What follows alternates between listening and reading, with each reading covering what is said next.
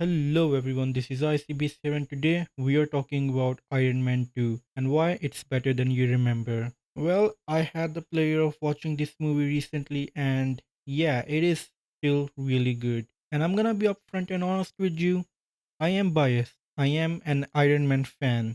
So this video is solely about an Iron Man fan talking about an Iron Man movie and telling you that it's a good movie. With that premise explained, let's watch this thing. And obviously this is a trailer, this is not the whole thing, but yeah, I just finished watching this movie, so I definitely have some things to talk about.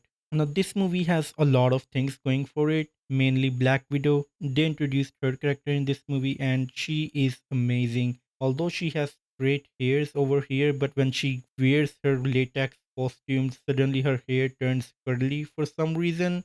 Like, that made no sense whatsoever. But yeah, that happened in the span of her wearing her costume in a car ride, and then when she gets out of the car she has curly hair. It made no sense. Like it was funny, but yeah. So this movie introduces the villain called Whiplash, and I'm not sure I watched the whole movie. I don't think that they ever mentioned the word Whiplash.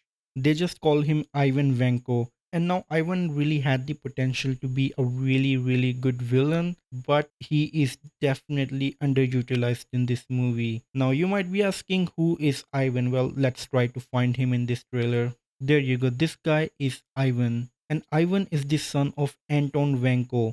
Now that sounds like a made up name. It probably is, and it sounds really weird, but yeah. So the thing is, Anton Vanko and Tony Stark's father, Howard Stark, they worked together on arc reactor technology. But Anton Vanko being a that name is so funny. I'm sorry. That name, I don't know who came up with that name, but it is hilarious. I can't take it seriously. But yeah, Anton Vanko was allegedly, a Russian spy or whatever, and Howard found out and he got him deported. And now he's mad that Howard deported him, and his son is also mad. Apparently, Ivan also did some shady business with the terrorists and made deals with them. So yeah, like both the father and son are not really good. Now, what I like about these two characters, Ivan and Anton, is that they are the exact opposite of Tony and Howard Stark, and they kind of represent the dark reflection of what Howard and Tony could have been had they gone down a darker path. And they are definitely interesting themes to explore on paper, but on the movie, I just don't think that these themes were explored as good as they could have been. Now we all remember this fight, and it's kind of really iconic. And I do like this suit. It's not 100% there. We will see his 100% suit towards the end of the movie. I have some thoughts about it. I will talk about it. But for now, they were really smart about choosing the costume because he's wearing orange, which is very reminiscent of his comic book counterpart. So this is like the beta version of his suit. Like it's very quickly thrown together. It's not 100% there. It's very rugged. It's very raw, but it's still very powerful. Now we have another really iconic scene here, and I really love this scene. We finally get to see what the next iteration of Iron Man's armor is like. And honestly, this is not supposed to be his strongest suit ever. This is supposed to be a mobile suit that he can carry around as a briefcase in any case of emergency if he needs it. And like this whole scene of Iron Man getting armored up is just fucking amazing.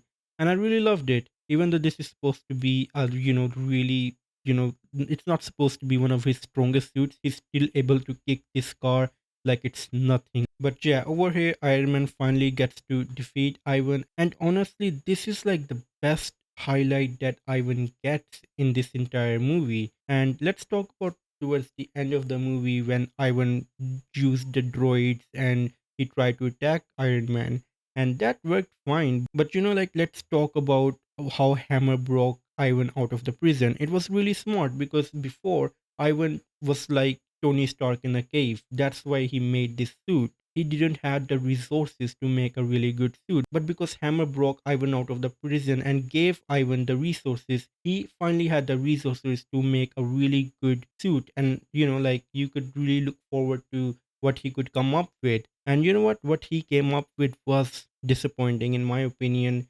Now over here we have Ivan's final suit fully upgraded to the best of his abilities, and unfortunately I don't like his look over here. I think that he looks generic. He looks not that different from the droids that he made, and the droids are supposed to be like the side characters. They're like absolutely nothing. They're just droids, and he doesn't look any different from them. In fact, he looks very similar to Ironmonger in the first Iron Man movie, and it just doesn't help him stand out as a good villain, like he doesn't have anything to differentiate him. He's just another big gray mechanical monster thing. And if you're looking at this is what he's supposed to look like in the comic books. And I'm not saying that you have to do the exact same thing. You could have made him more robotic. You could have given him armor, that's fine with me. But you could have also made him look much more sleeker like he's over here right now. It could have really made him stand out from the other Iron Man armors or droids that were really bulky in nature, and he could have stood out from them as a much more sleeker, more modern looking design. But yeah, I do think they really dropped the ball when it came to giving him a really good suit. They really just rehashed the villain of Iron Man 1, Ironmonger, and they just applied that character model over here with only very minor differences. But yeah, even though this movie has a lot of flaws, I as an Iron Man fan, it is still cocaine to me. Like you could see Iron Man and War Machine fighting with the droids, and it was a really fun fight scene, to be honest. I really enjoyed that. But again, the ending fight scene with Ivan was again really disappointing because he only gets to be there for like maybe 1 minute towards the end of the movie, and he gets defeated so easily. Like he just doesn't get the screen time he deserves. In comparison, in the first Iron Man movie, you had a much longer fight scene with the Ironmonger, and it was a really high stakes battle as well, which made that fight scene really stand out, at least for me.